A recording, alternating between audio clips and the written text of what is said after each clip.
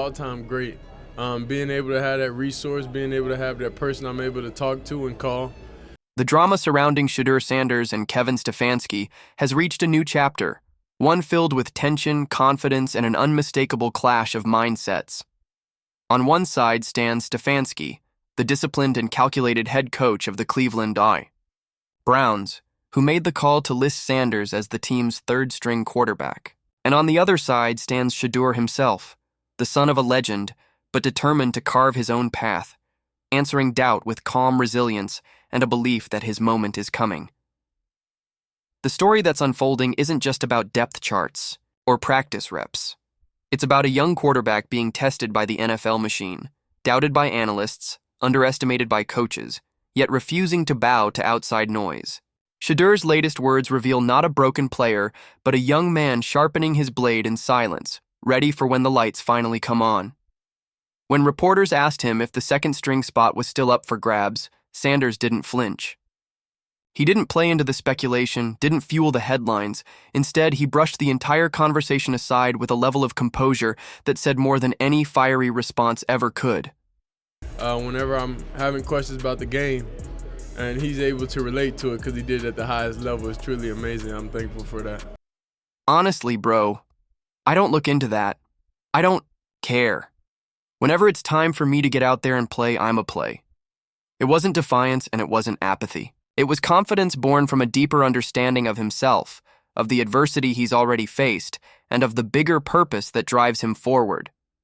He reminded everyone listening that while football is the stage, his motivation runs beyond stats, rankings, and personal glory. "It's a lot of people in this world that's going through stuff," he said, "but I'm playing for a lot more than just me." Those aren't the words of a player sulking about his spot on the depth chart. Those are the words of someone carrying a mission. Meanwhile, Kevin Stefanski's press conference confirmed what many already suspected.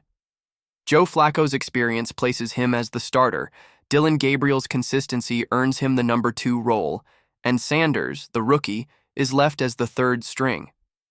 On paper, it's a simple decision. Well, far back, I'll say a couple years ago, he extended his hand. He was like, In Stefanski's world, it's a logical one. But for Shedeur, the label doesn't sting. It fuels him. He made it clear that the lights, not the practice reps, will tell the truth about who he is. Whenever it's time for me to get out there and play, I'm a play, he repeated. When the pressure's on, you know who I am, and I'm always going to be that way. That statement alone drew a line in the sand. Stefanski may have placed him at QB3, but Sanders is betting on himself when it matters most. The real games. The real pressure, when the stakes are high and the crowd is roaring.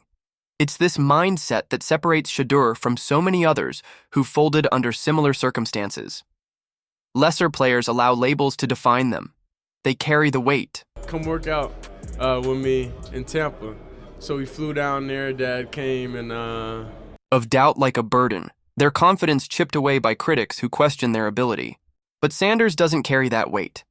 Instead, he walks with the calm of someone who knows that opportunity always comes. And when it does, the only question is whether you'll be ready. He's not asking for trust. He's preparing to demand it with his performance. What makes his stance even more compelling is how he frames this journey. Sanders doesn't see himself as just another quarterback chasing success. He sees himself as part of something larger.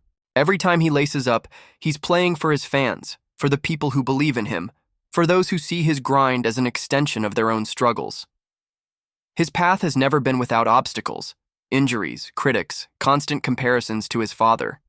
And yet, he's always found ways to rise. Then from then on, he would just tell me knowledge, and I filmed everything, I recorded everything, so now... Regardless of pain, that's always how I've been, he explained. Even in college, even in high school, regardless of how I feel physically, I still gotta go out there and execute with no excuses. That unshakable mindset, drilled into him long before the NFL stage, is what he leans on now. Shedeur's arrival in Cleveland has given him new perspective.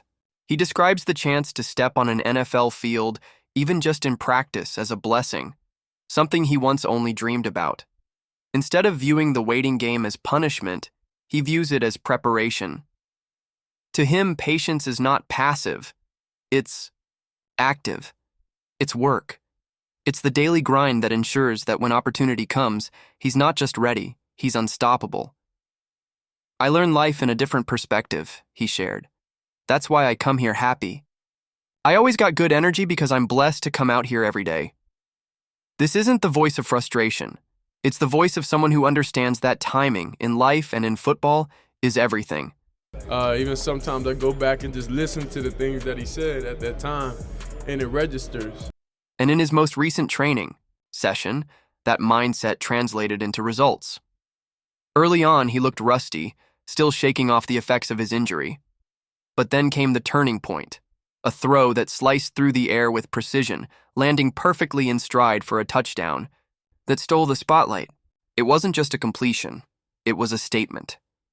The kind of play that makes coaches pause, teammates take notice, and critics second-guess their words. It was poise, accuracy, and vision rolled into one. The mechanics, the confidence, the execution. It all reflected the player Sanders claims to be. For him, that throw wasn't about proving doubters wrong. It was about confirming what he already knows. When the lights are on, he delivers. Yet not everyone is buying it. Dillon Gabriel's earlier remarks, though later clarified, had the sting of a competitive jab. Sanders, however, refused to escalate it. I don't even think about it, he said. If it's not words or anything, it can't do anything to me. Yeah, Coach Pat Sherman, he's amazing. He's great. I'm truly thankful and glad. He revealed that Gabriel had spoken to him privately, clarifying that the comments weren't meant as they appeared. For Shedeur, that was enough.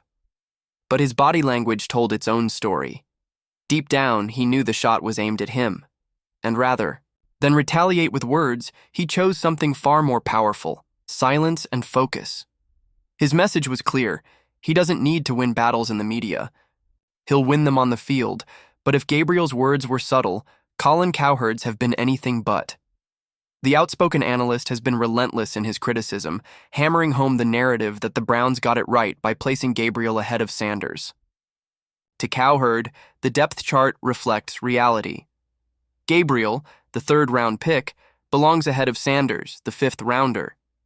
Cowherd mocked the idea that Sanders was overlooked, pointing to more than a dozen NFL teams desperate for quarterbacks, who still passed on him. Last year, offensive coordinator. I've been through 6 different OCs, so I'm able to adjust to any offense in every scheme. To him, the draft order was the league's verdict, and Sanders is exactly where he deserves to be. He even went further, suggesting that owner Jimmy Haslam played a role in nudging the front office to draft Sanders in the first place. In Cowherd's framing, this isn't a merit story. It's nepotism, hype, and blind faith propping up a quarterback who hasn't proven a thing.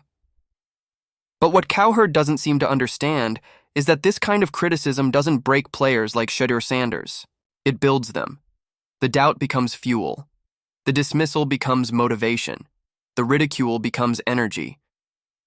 For every word spoken against him, Sanders seems to grow steadier in his response. Ignore the noise, trust the work, and wait for the lights. He's not chasing validation in August, he's preparing to take it in December. The truth is, we've seen this story before.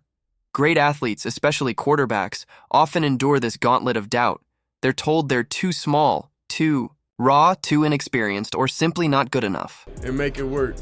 We went from Jackson State to Colorado and changed too. And yet, when the opportunity arrives, when the spotlight burns hottest, the very same voices that doubted them are the first to pivot, the first to praise, the first to rewrite history. Sanders understands this cycle better than most. He knows. The glory hunters will flip the moment he succeeds. Those who dismiss him now will one day claim they believed in him all along. But he isn't chasing their approval. He's chasing greatness. What makes this chapter of his story so fascinating is the collision of two worlds. Stefanski, a coach who prides himself on structure, control, and order, has chosen the safe route. He trusts experience over potential, consistency over upside. For him, labeling Sanders as QB3 is the conservative call, the one that protects the team from risk. But Sanders represents the unpredictable, the player who might struggle one moment and dazzle the next, the player who can turn a quiet game into a highlight reel with a single throw. Stefanski sees a rookie still learning.